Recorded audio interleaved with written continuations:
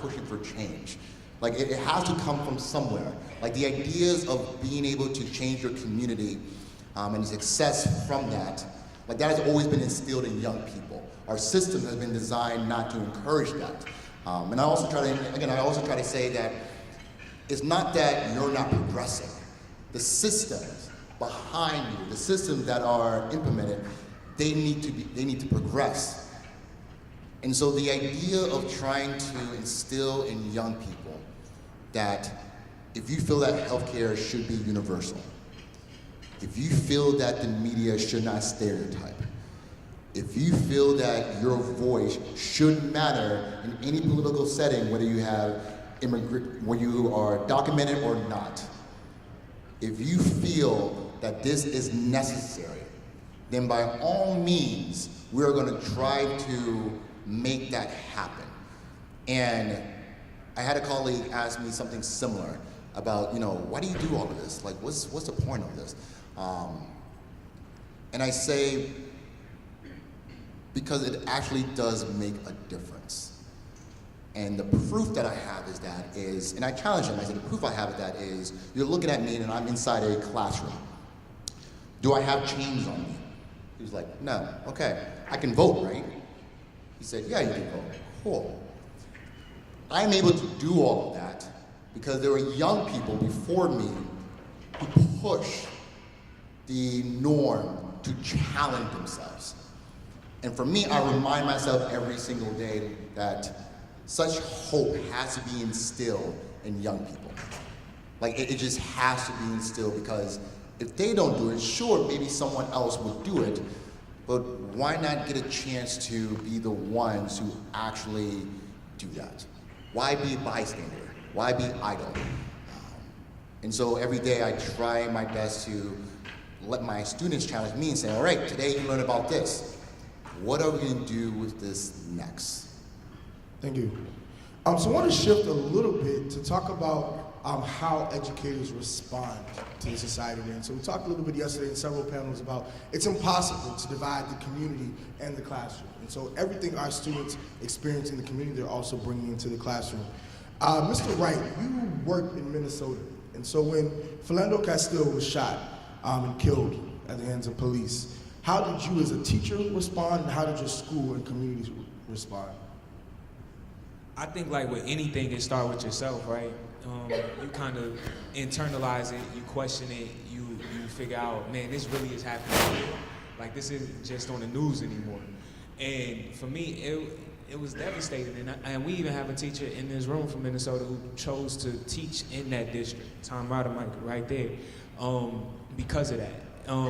And so our students at our school, I teach at a charter school, so we're able to do things and move with a little bit more freedom than other schools. And our students were the ones who really were like active about it. And it wasn't the only police shooting that happened in our community. There was another police shooting that happened like 4 blocks down from our school. So what we did was we allowed our students to be excused from classes if they wanted to go out and protest. And so they were able to go protest, and we had teachers in our building who also would take time out to go protest as well.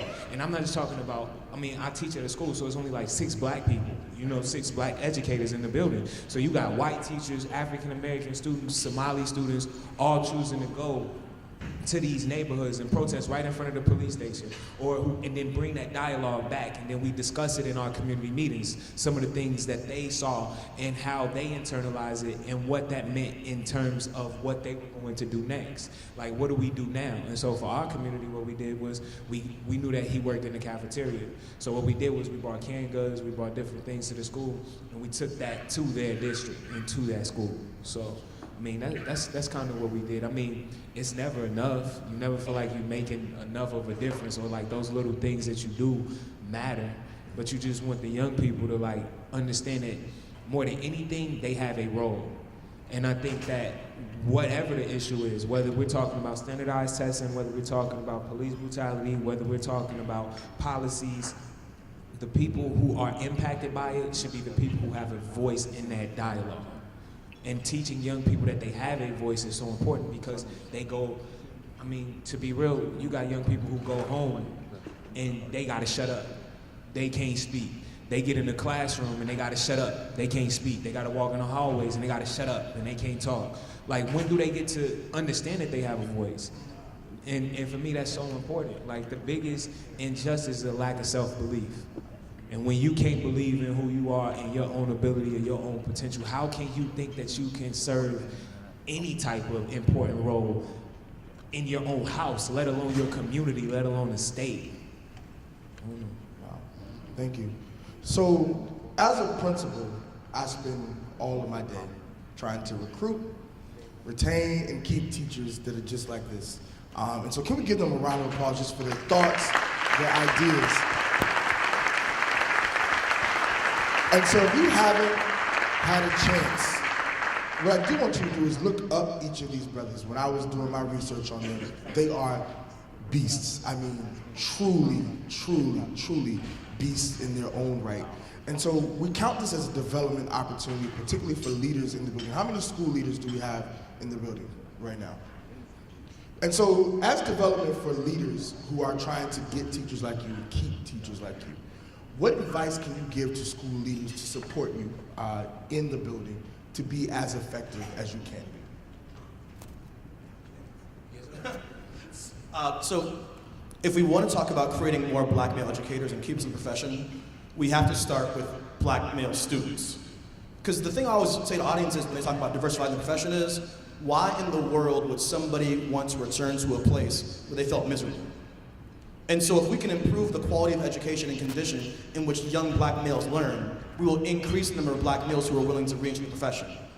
The other thing I would say is that at this point in my profession, I'm 12 years into my craft. I understand my content.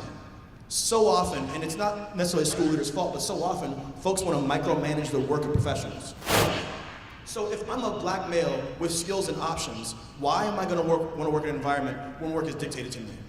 When I'm told what assessments I have to give, when I'm told I have a pacing guide I have to stick to religiously because somebody downtown said so. Like, we recruit thoughtful black folks, thoughtful people period in the profession, and then shackle them. And so what I would say is like, if you're a school leader, support the pedagogical decisions of the professional educators you bring into your buildings. My principal recruited me into the building. So let's back up for a second. I work for, no offense to me in the room, the best principal in America. Pat Irwin signed up. No offense. Pat Irwin signed up to do middle school observations with the district, and then spent a year recruiting, having meetings and stealing talent.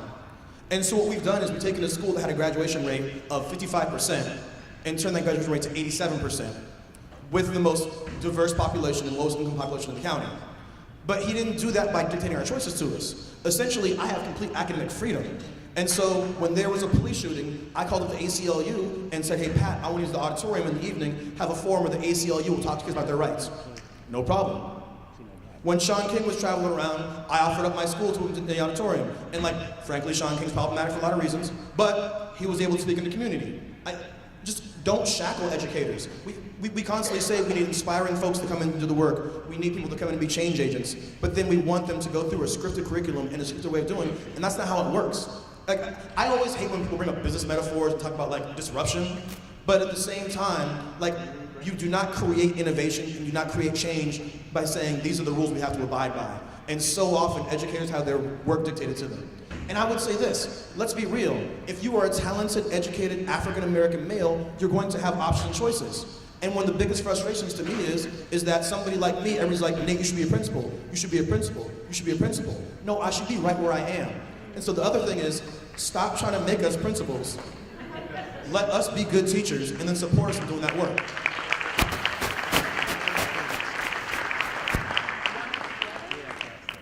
Yeah, no, I agree with all of that, right? No, I think that he brings up a really salient point, and that is that teaching is both an art and a science. And we get focused too much on the science, on the prescriptiveness of it all, you know, the unit plans, the observations, but you gotta let people cook, man. You know what I mean? Like, I was talking to a brother yesterday who was talking about how he wants to, in his history class, incorporate more content that speaks to the backgrounds of his students. But he's on such a rigorous pace, but he has to get so much content into this amount of time, and he's diluting he's not able to speak to the ethnic backgrounds and the rich histories and heritages of the students who are in his class. That would be a soul-sucking experience for me, right? And so I'm not going to go anywhere where I can't achieve self-efficacy. The other thing is, I think we have to flatten the leadership model a little bit. Teaching in general is not one that lends itself at this moment in time to a lot of different paths, a lot of career paths. Allow brothers to take leadership roles where they would like to. Right? I don't want to be tokenized. Don't make me like the dean of students, for discipline and whatnot. But if I want to be able to be a multi-classroom leader and coach other folks, or do professional development, or whatever the case may be, or be a community liaison, allow me to do that. And that takes thinking outside the box and reshaping and reforming the way that we understand education and work. And so those are my two suggestions. First, money. I think that like people think in college you can't, provide for yourself or have a certain quality of living if you choose to be a teacher, because so many teachers have told you that. And I disagree with that. I mean, I know that we should be paid more, and I think I'm going against probably a huge mindset, but I don't agree that you can't take care of yourself and your family being an educator. And I think that's the number one goal that so many people want to be able to do, is I want to be able to provide, I want to be able to take care of. And I think education has allowed me avenues to be able to provide a certain quality of living for my daughters. So that's first and foremost, getting rid of that stigma around how much money educators have the potential of earning, and also increasing the rate and the pay for teachers. Because somebody talked about it yesterday, how like the history of teaching goes back to women it being a second income. And I never thought about it like that. Like, that's the reason why teachers are being paid the way they are. And that can't continue at the rate that it is, but it also shouldn't be something that stops talented individuals who have the compassion to make a difference in the lives of young people. Second,